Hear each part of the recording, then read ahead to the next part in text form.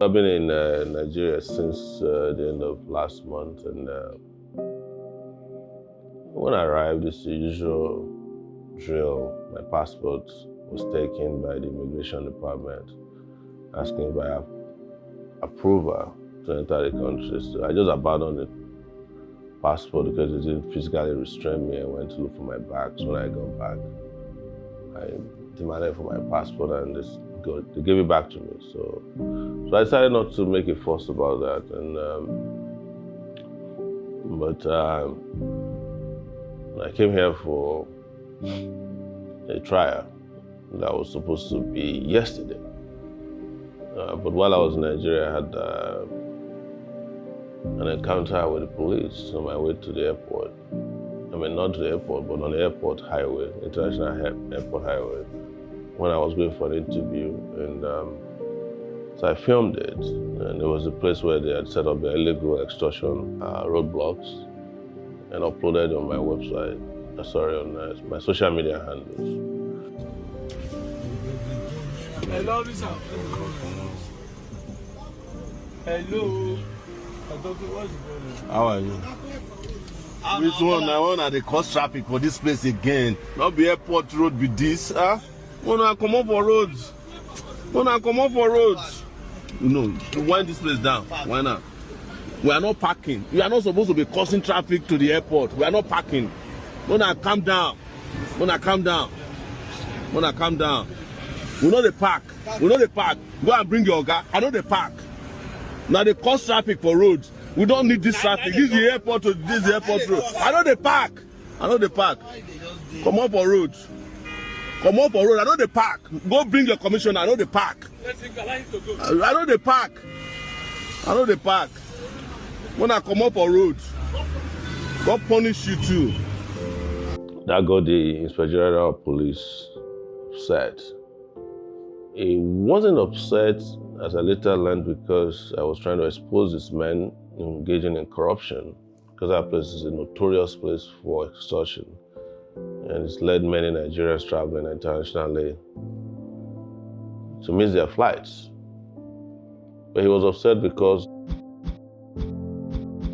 as of last August, when our movement, the Take It Back movement, was organizing and bad governance protests, and he had mentioned that his tenure was expiring on September 4th, and that anything beyond September 4th, I would be against him.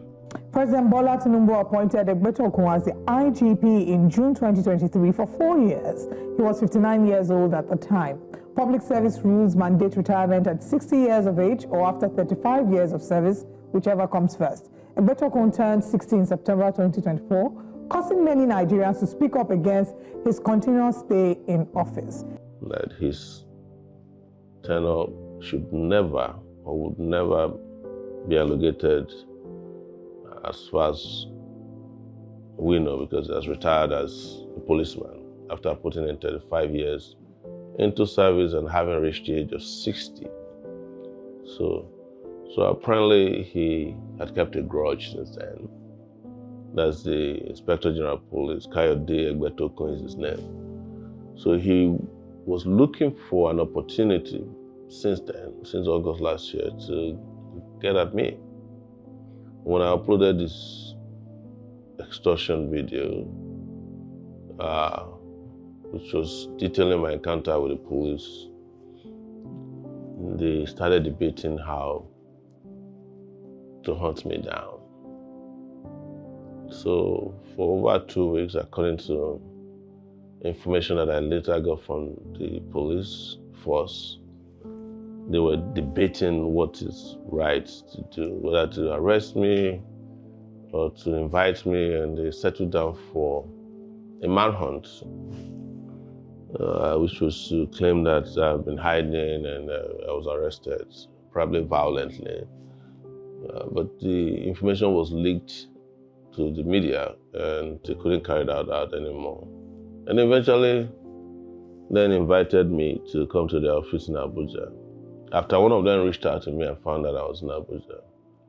which was something I disclosed because everywhere I fly to, I take a video of my flight, take off and landing, and state to people where I am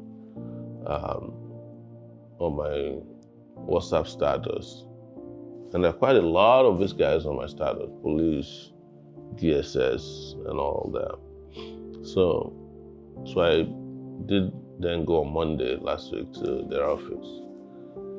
So an office known as Federal Investigation Department, FID, and met the DIG in charge, one Galandashi.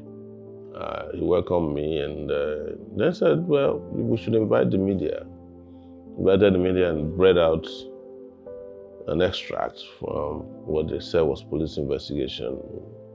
Directed by the officers to the consternation of extant loss. The father instructed his driver, whose name not known, to keep moving the car, which almost knocked down the police officer standing in front of it. Which settled on my encounter with police in Lagos. And said, do you have anything? So I said, no, I prefer to talk to your man because I saw that as a circus. So when we were done, I went down with his man to see his man. And I then quickly realized they weren't interested in an interview. They were just trying to figure out how to detain me. So, and after back and forth, they came back and said, we don't want to detain you. We would like to grant you bail, an administrative bail. And then it put all these conditions, majorly that I should go and produce a Nigerian civil servant, level 17, who is equivalent to permanent secretary in the Nigerian civil service, and also that I should deposit my international passport. So I rejected the bail condition, and that was the perfect opportunity they were looking for to detain me. So I was detained. Where's my friend?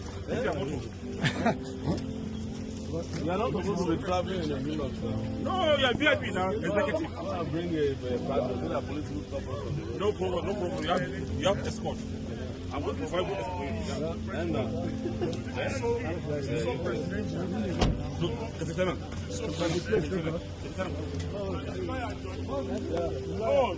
Revolution. Aluta! Aluta! Continua! Now. And the next day, they then filed charges.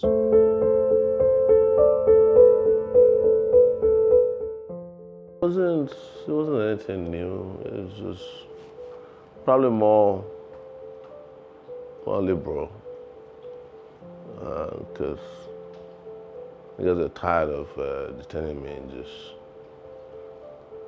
the way they used to.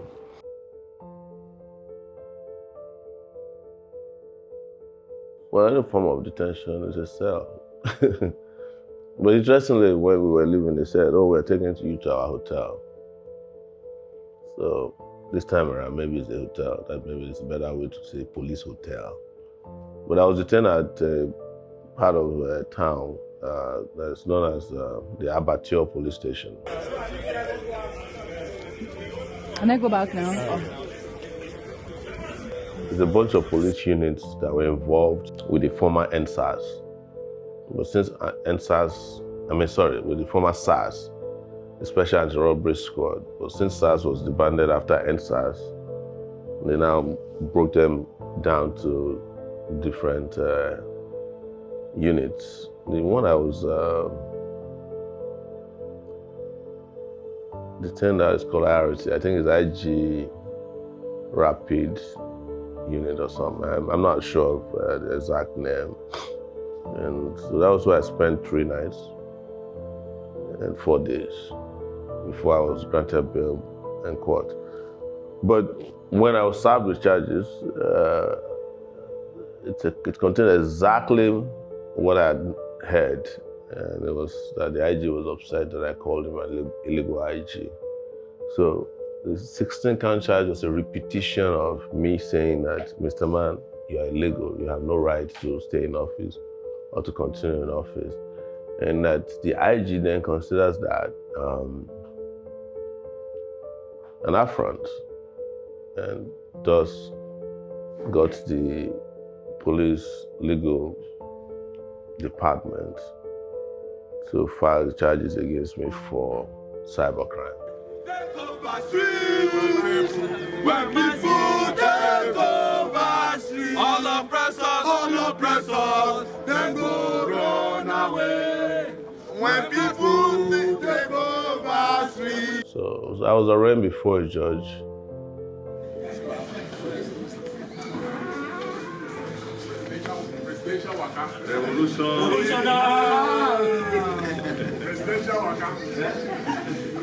This God is too small.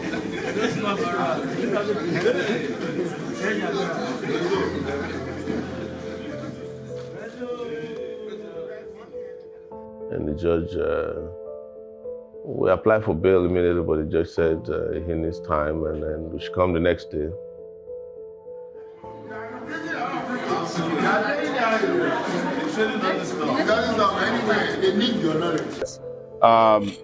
We have just completed one leg of the arguments for today. The police came, charged me for offenses that were contrary to the police service rules 367, which says that no police officer should use the police office to carry out personal vendetta. That's pretty much how that was described. But the IG of police, the illegal IG of police, I'm repeating it here again today, Kayode Egbetokun, is doing just that. We are here to end the charlatanism that has become Nigeria and public office and public service.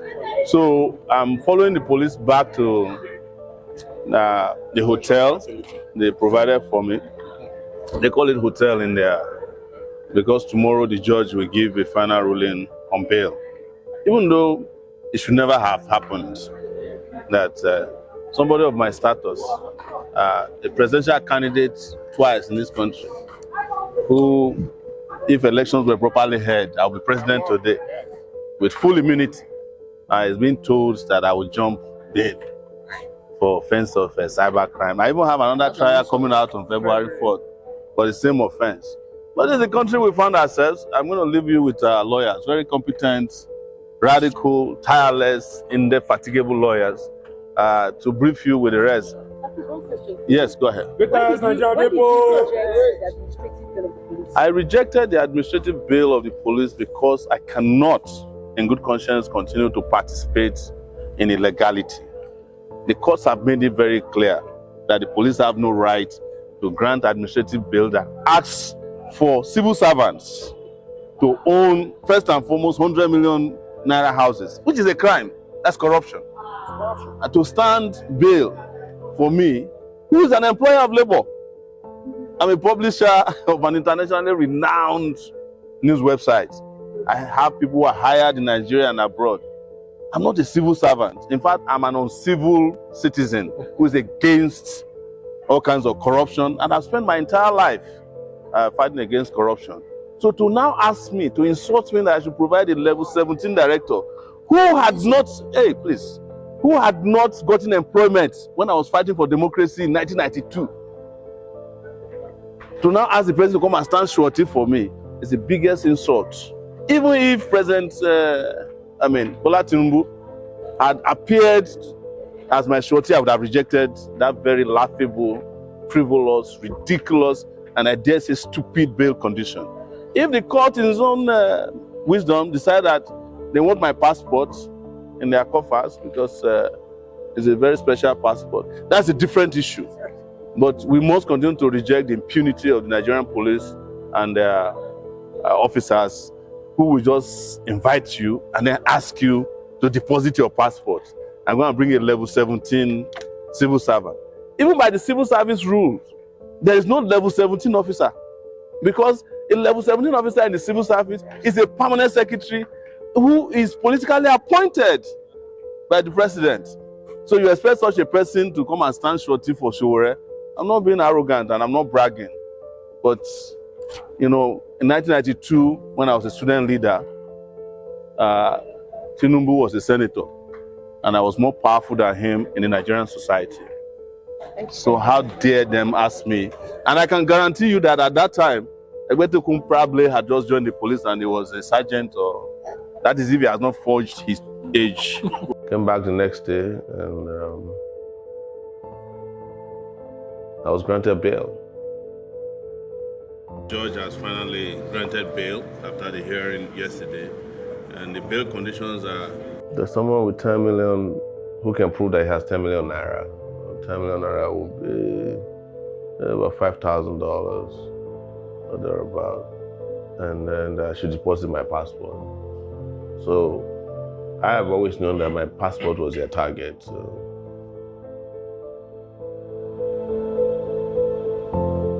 I had to because it was a court order, but if it's a court order, it's a different ball game.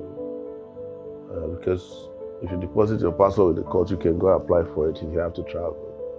But with the police, they could just disappear with a passport and claim it's missing.